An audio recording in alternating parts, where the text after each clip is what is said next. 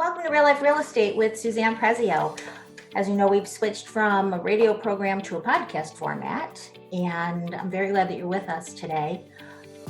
The idea behind this show is it's not about whether you're buying a home or selling a home or even own a home. The one thing we all have in common is we all live somewhere, and that's within this community. So what this program is about is to bring industry experts in and local business owners to talk to us about what it is that they do, what they bring to our community, and maybe how they can be of service to you. And today I'm super excited to have Rlre Long, who is the managing partner at Coldwell Banker Prime Properties, a company which is very dear to me, as you know. Rlre is here with us today to talk to us about what he does about Coldwell Banker. And Rlre, thanks for being here. Well, no, thank you for having me. It's always a pleasure chatting about the industry and what's making it cook, if you know what I mean. And having the opportunity for you and I to chat is wonderful. Well, thanks. You say that now. Okay. So, are there some pop quiz questions that I don't know about? Is that what's going on? there is one at the end. There is. I'm throwing that in, and my guests are always like, your background. You grew up in the industry. Yep. I like to joke. I'm an SOB. I am a son of a broker. Did you think this is where you'd end up? Oh, God, no. I mean, my first professional job was Coldwell Banker. At least my first office job, I should say. I had several prior, but my first office job was Coldwell Banker. I was an intern in the accounting department. My job was to type all those lovely deal pending forms in. I can type Schenectady like no other when I was 15 years old on the keyboard, let me tell you. But no, that's where I got my start. From a very early age, I knew I wanted to be in the real estate industry. I'm one of those crazy kids that from the age of 8 or 9 sold my Halloween candy. And I knew very early on that if I wanted that toy, I had to raise money for that toy, that my parents would say, why are you going to spend $100 on a car? Little do they know, they only get more expensive as you get older. So I had to do what I had to do. In light of that, I never thought I'd be sitting here because I am an SOB. Nepotism is one of those things that I have to fight with daily, and making sure that I'm where I am because of what I am, not what was given to me, is near and dear to my heart. So for my high school career and my college career, although I went to college in a different state, I ended up still consulting for the company on the accounting side, because even as an intern, 2 weeks later, I overhauled a lot of the procedures. And Mandy Tobin, who is, really my right-hand woman along with Katie Flanagan right now, was my first boss, and she's still with me today. And talking to her and working with her daily is a pleasure. Same thing with Katie. She'd always joke, I'm going to be working for you one day. And I would say, no way in heck you are. No way. You've got a good thing going here. And, but life changes and plans change and opportunity arises. And it's been a blessing ever since. Okay. Rlre, where'd you go to college?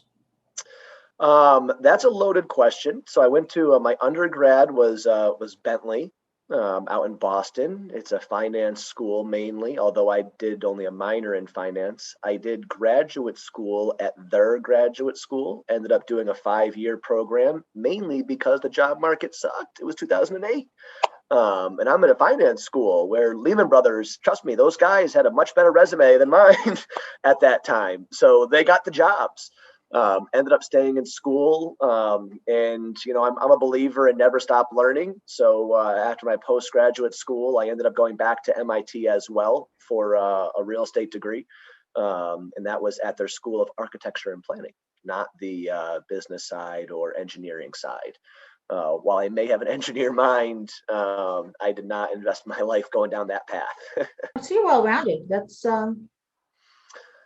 Well, like I said, from a very early age, I liked what I did. I liked business. That was kind of what my 5-year degree, my graduate degree was an MBA mainly. That's a multifaceted business degree. You got to know accounting, you got to know marketing, you got to know leverage and investment, you got to know, HR. It's still a people business, and our industry, being in the residential real estate industry, is unlike any other industry in the world. Okay, it's real estate, but we're not developers, we're not landlords. We add value by being involved. And I think that's what consumers don't always see. We founded this company in 1906 after the Great San Francisco earthquake, although I call it the Great San Francisco Fire because the earthquake turned it into a blaze that took out the city. That said, prior to 1906, it was common practice for a realtor to say, I'll sell your house. It's going to be $5,000 and I'll keep whatever's over $5,000. And that led to a lot of corruption in, the 1800s because you didn't know your house was worth, but the person in the industry did. And it was Coldwell Banker, before there was laws protecting this, that we stood up and said, no, we need to do what's right for our clients and to trust in us. So seeing that change, in 1906, and it was rooted in our culture. Well, and I remember hearing how your father never even wore a coat because he wasn't in one place long enough. He was just running and running and running. So, I did my research, even though I've known you for several years and have obviously been in the industry, but I did some research, and one of the questions, because, in the internet, they always have these, 10 questions to ask, your travel agent, Yeah. is what exactly does the owner do? Oh, a day in the life. Question, right? So, besides, sitting behind a desk and Yeah. waving to the guys from the county and such, want to share when you find the 23 minutes to sleep during the day? Because I know you're a busy boy. Yeah, a day in the life of my role. Most agents don't see what I do every day. Most consumers don't do see what I do every day. And it's mainly because most of our agents, most of our company doesn't feel the benefit for at least 18 months to 24 months. And I always joke, I'm looking 5 to 8 years out. When I took over this role, I didn't take it for what it was today. I sat Jim and Ken down, laid the plan out for what I wanted to do in each department and where I saw 5 years coming. And I'm very proud today, being the 5th year behind the scenes, technically 4th year, that we accomplished my goal right on schedule. Jim, just for our listeners, Jim being and Ken being. Yes. Yep. Jim Long being my father, Ken Raymond being our business partner. Collectively, the three of us are the partners of Coldwell Banker Prime, as well as our other Coldwell Bankers that we've acquired over the years. And collectively, one family that we behind the scenes call Real Properties Group. But that's just a working title for behind the scenes to explain what we are, a family of companies. But a day in the life. I'm a late night guy, or at least I used to be until I had 2 kids who sucked the energy out of me. So, my staff will usually see a flurry of emails between the hours of 10 p.m. and 2 a.m.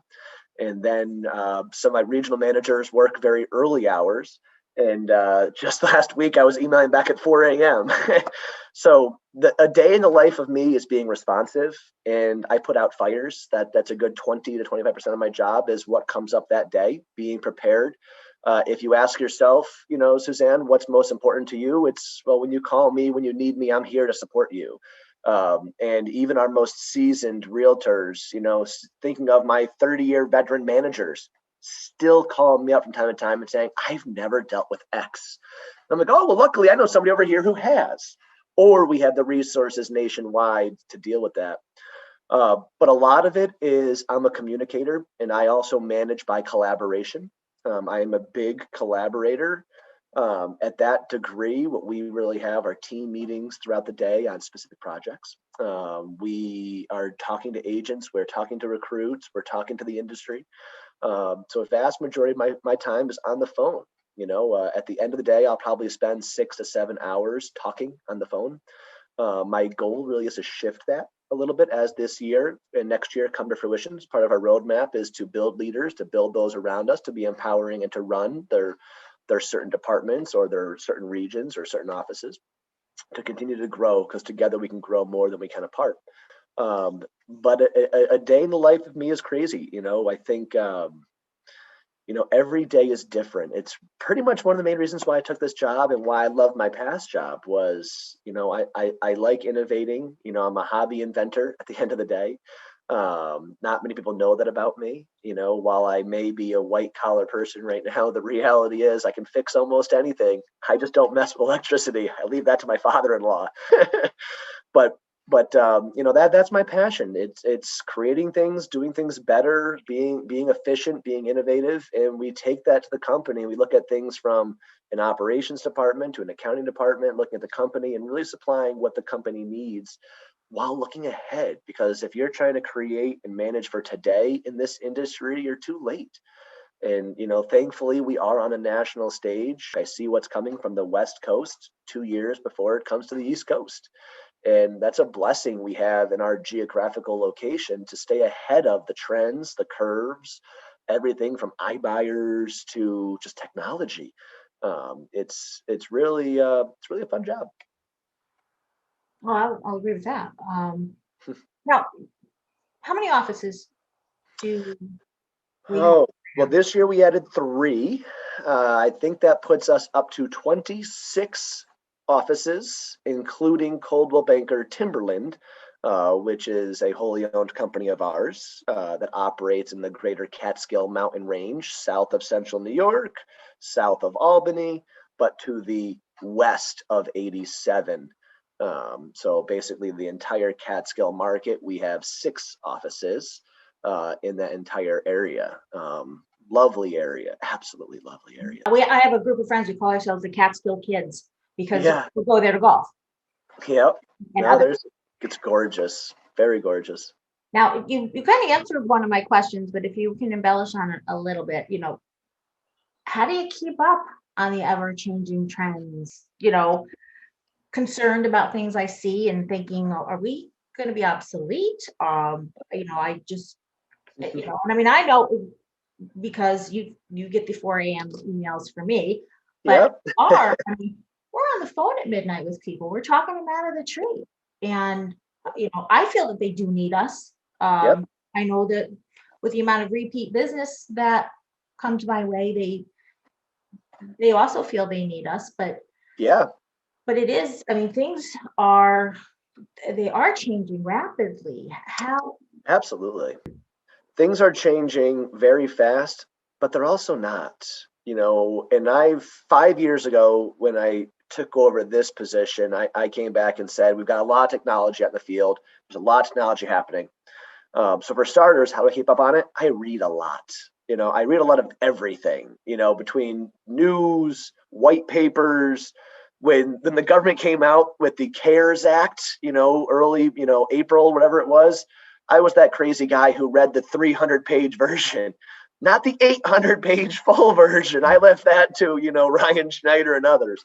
But to know what's happening, you got to know what's happening, and to be exposed to many different things. That's me as a project manager, right? I always joke I'm a failed realtor. I am a very good project manager. And we look at things from, you throw a stone into the water, you see a ripple effect. And it's how that ripple effect interacts with the lily pads, the shore, the fish, the creatures, the life, the air. When you see that ripple, it's no different with project management, and it's no different with staying ahead of it. So for starters, I have to call out the MOB, the Multi-Office Broker Network. I love the name, though, because it's a constant joke. No, it's not Chicago, although there is a MOB member in Chicago. But no, the reality is this is a group of the top Coldwell bankers in the nation. So collectively, I always say it's in the top 10 to 15 Coldwell bankers.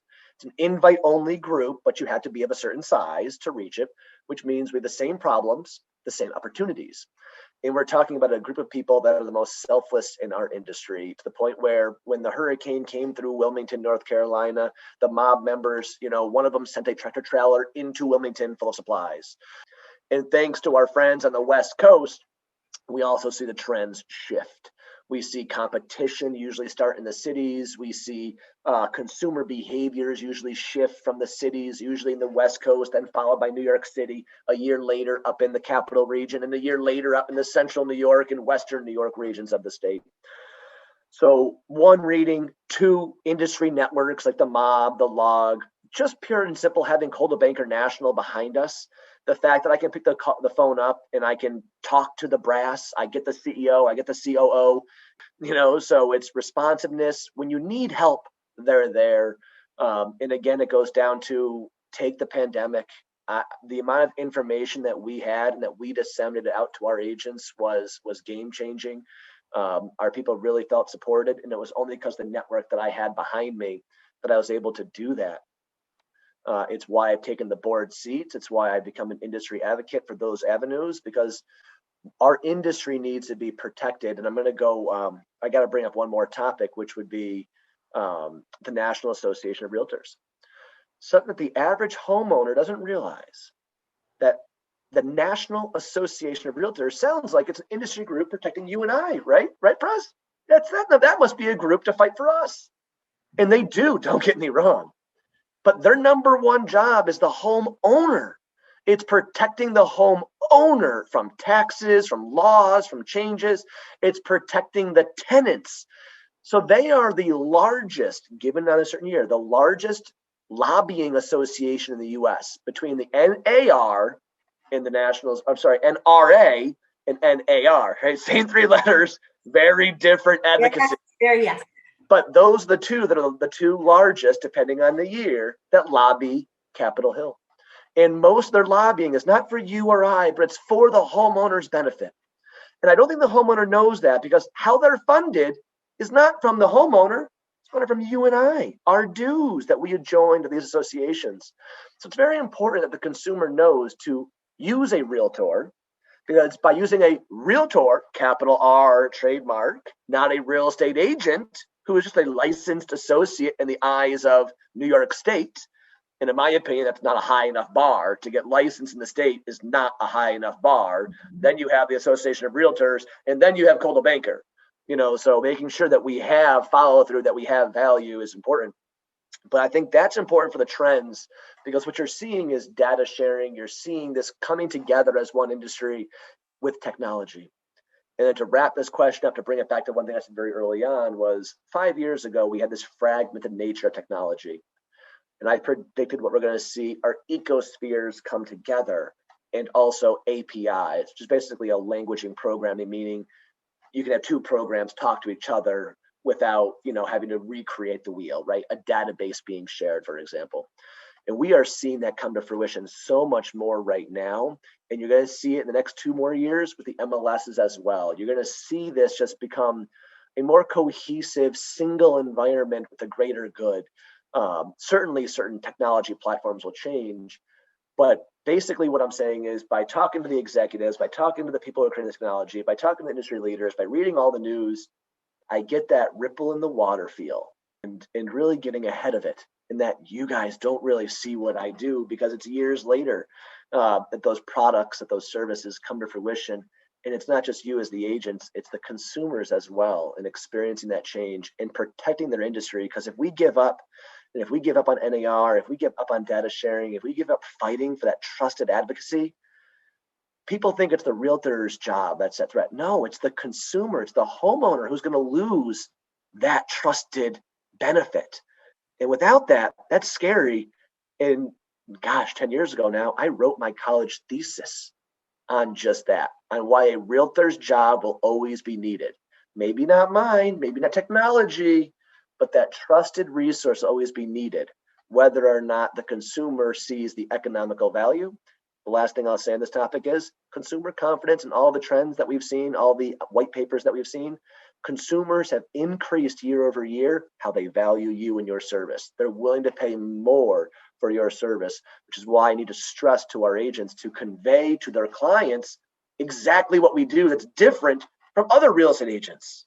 And that's kind of our mission for this year. So coming full circle, that's going to be an exciting year.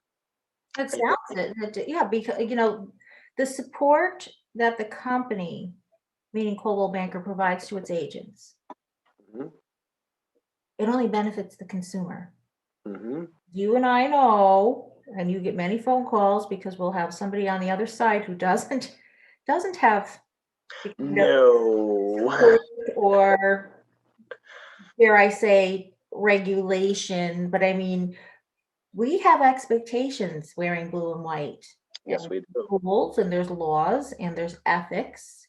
Yep. And it saddens me to say there are a lot of people who are unconsciously running around who don't know they're violating rules.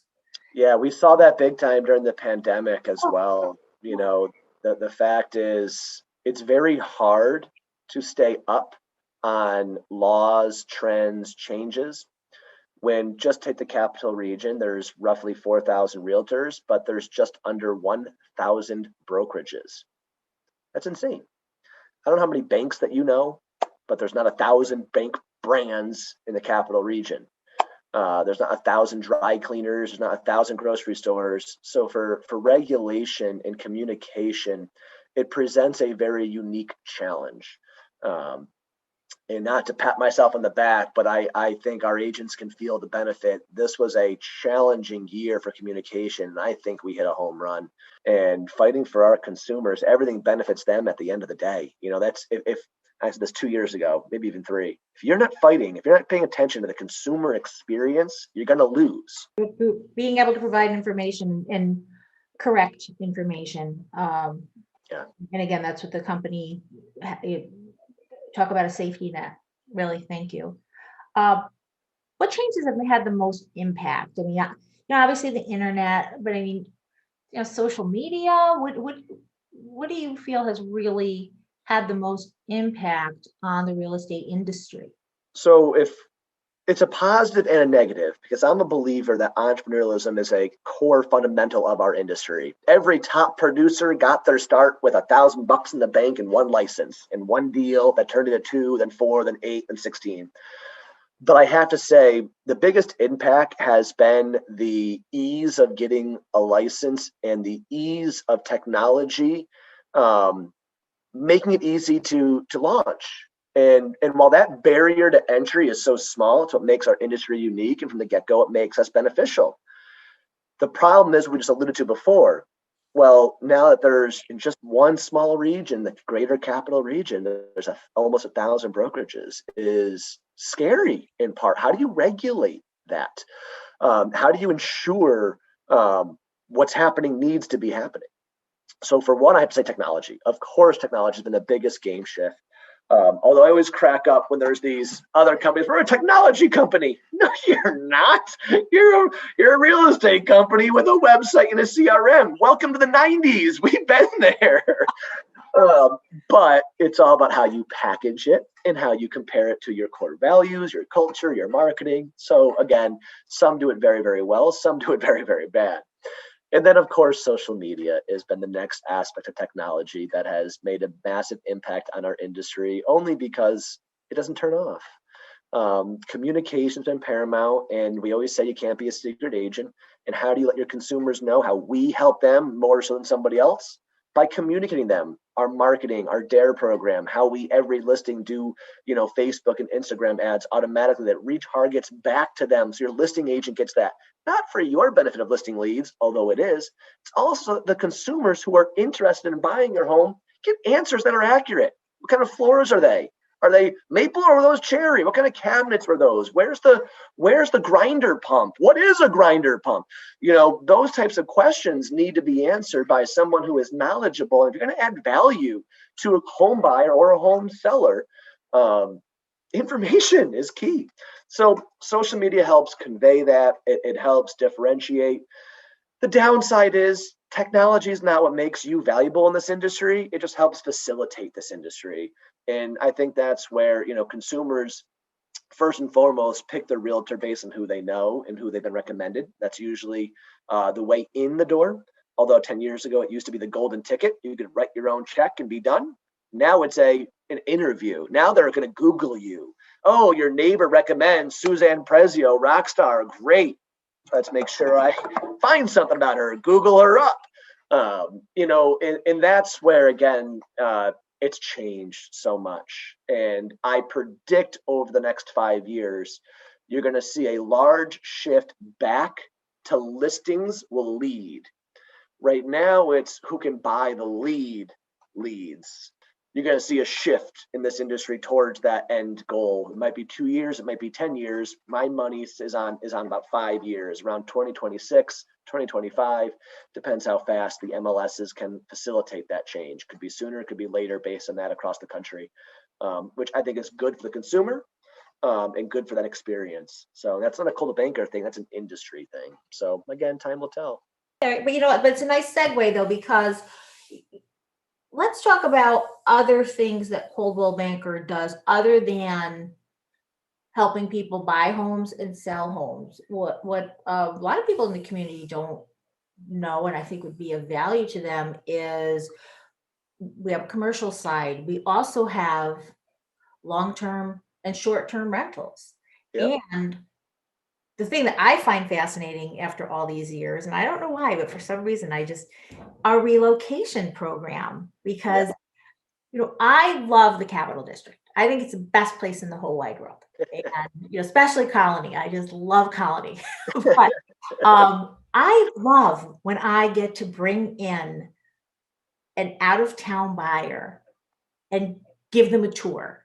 And I'm not even getting paid for that. I spend the whole day with them. I drive them around in my car. I use my gas. I take them out for lunch. And I come home in the best mood because I got to show off what I think is the best place in the whole wide world. Yeah. And that someone would trust me to help them choose a place to live and for where their children are going to go to school, et cetera, et cetera. The relocation process fascinates me. So Yeah. if you could share how any of our Capital District people, if they are leaving, how we can Yep. help them, or if they have friends that are coming in or friends that are even somewhere else that want to go somewhere else, we Yep. can help So put it. there's incoming referrals, there's outgoing referrals. It's a world that's moving. Specific to relocation, there's a whole nother arm that no one even sees on our side, right? So you're helping them buy and sell real estate. Our head of relocation is Ryan Watroba, and he is a SCRP. So CRP is a certified relocation professional. This is usually a title that goes to the people who work within relocation, meaning not the real estate side, but within the industry of relocation. And that's where I want to talk, because people say, well, what does that mean? You got to think about it. You mentioned one thing, schools. Well, when you're moving, if you're a part of, a large corporation and they're moving an office or you're relocating for the company, a lot of those RMCs, relocation management companies like Cardis, which is the worldwide leader, happy to be partnered with them as a primary partner, mind you. But what's nice about that is they're not just moving people. They're figuring out the tax consequences. They're figuring out moving. They're figuring out new doctors. They're figuring out schools as well. They're figuring out car insurance, life. They're figuring out everything. And so a certified relocation professional, a CRP, there's a lot of them. But that's a designation of somebody who gets it. Who's somebody, when they're saying come in for a real estate tour or to look at a market, a neighborhood, a school district, they understand the ripple effect is much larger. And then, of course, Ryan, who's been in the industry for some time with this focus, is now a S, which means senior. Only 2% or so of all relocation professionals, only 2% hold that title. We're the only one in our entire market that is led by an SCRP to guide us. And that's where we have to keep a real good eye on what we're actually offering for value, such as you. What you and I mostly do in any given day is interacting with the consumer for their housing needs.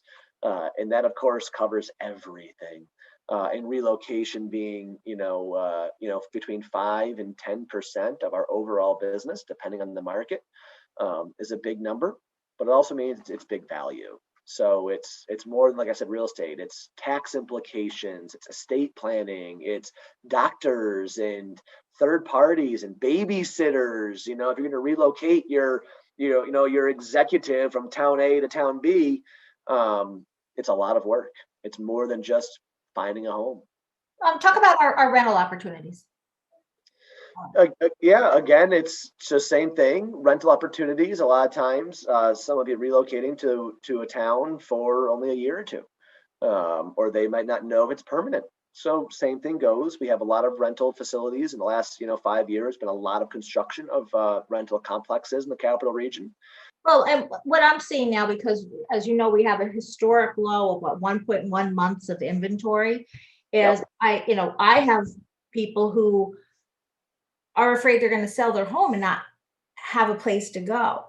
But yeah, in inventory being insanely tight, it just means it's moving fast. It doesn't mean that with proper planning and guidance that we can't find what we need to find. But it also gives confidence in the fact that find what you want first and then sell. That's always an option. Although you have to be in a good credit position to handle that, or have a lender that understands, or you're putting an offer that's contingent, which in this day and age is pretty risky. You probably will not beat out a competing offer with a contingent offer. So getting your situation ready ahead of time, getting a pre-approval, searching your market area, really understanding. But with inventory being so tight, it's just like when people say, I'm scared the market's, I'm going to sell at a high. Okay, well, that means you're buying at a high. You sold a high, you're buying at a high. Oh, it's a low market. I can't sell now. Why? You're selling at a low, buying at a low. It only really has a material impact when you're upgrading or downgrading. If you're downsizing, becoming an empty nester, now is a wonderful time to sell and buy because you're selling high, and while you're buying high, you're buying at a smaller footprint. And I also got to remind ourselves that while we feel it's a high today, market values are still well within reach. The amount of equity in the average American home compared to 2008 is night and day. I'm not going to quote numbers to remember them, but it's night and day. It was a massive number, almost zero equity in 2008. And now it's the complete opposite, a plethora of equity in the average American's home. And consumer confidence is still strong. And I feel that the predictions for this year are correct, which they are predicting a 10% price increase in 2021. So while you're saying, well, I don't want to sell now, not be able to buy, it's just be ready, be active, commit yourself to a time period to search for a home. No, but also why I think it's important to have a full-time realtor, because you want Yes. somebody who is available when they need to be. Yep. Well, I'm going to put one more question out to you before I head off to our new location in Newton Plaza. Yeah. Which, for those of you that don't know, we did open an office in Newton Plaza next to John Paul, and I'm usually there unless I'm on an appointment, so come and see me. Community, Yes. so important to this company. And I will say Ken Raymond has always been very modest in that he does not self-promote. You think? You know, gives so much to the community, so much to the agents. Just if they're having a hiccup in life, Yes. it's a priority for the company. Toys for Tots, St. Jude's, American Cancer Society. Tell me how the company is involved with Yeah. organizations. You hit the nail on the head. Well, for starters, Jim, Ken, and myself are blessed to run this company. We alluded to my prior career. I was blessed to have the opportunity to sell everything in Boston and come back here. Jim and Ken have been blessed with their careers in building this company. And that puts us into a position where I've said this before, and I mean it. We run this company not for the cash flow profit, but for what we can do to our people. The number one thing that makes us the most happy is taking somebody who is struggling and give them a career that has untold potential. Somebody who thought, I'm going to be stuck in a dead end job, or I don't like my job, is now able to experience a fulfilling job. That's one. So we ran this company not for it being a real estate company, but for the reach and the voice that it gives us. It connects to the community, it connects to the population. And since I've taken over, while we have just under doubled the size of our company, the partners have not taken home one extra cent, which makes me very proud. Wow. We've reinvested it back into the company through and through over these last 5 years. And what that enables us to do, and more so Ken Raymond, I have to say, you were absolutely correct. That man is insanely selfless, and he has many other enterprises as well that affords the ability to donate in the philanthropy arm.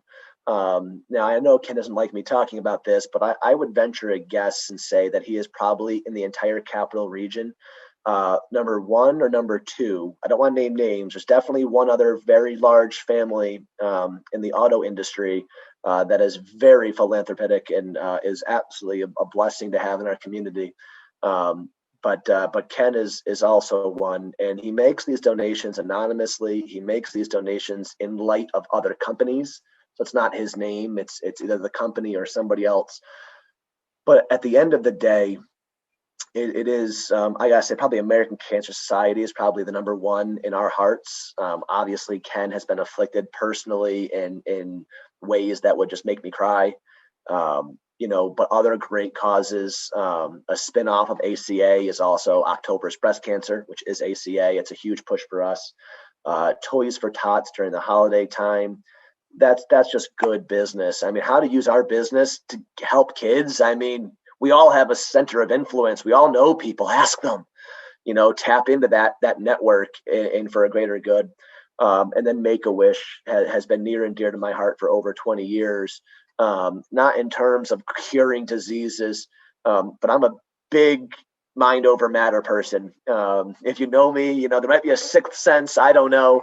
But mind over matter is just so important, and a positive outlook can change your life. So looking at what we have done, us as a culture, the consumers really don't know we do this. And it is one of my missions in 2021 to change that, not in terms of bragging about it, but we as a company, it's not so much marketing to the consumer. I need to let our agents know better, because we do it so much and we just do it. We don't then say, how do we market it? We had to do it. Every check that we write, whether it be for cystic fibrosis or for any one-off cause that a litany of us have, or just the individual human element. We've got an admin right now, fighting for her life. We have another one who just lost her life this year.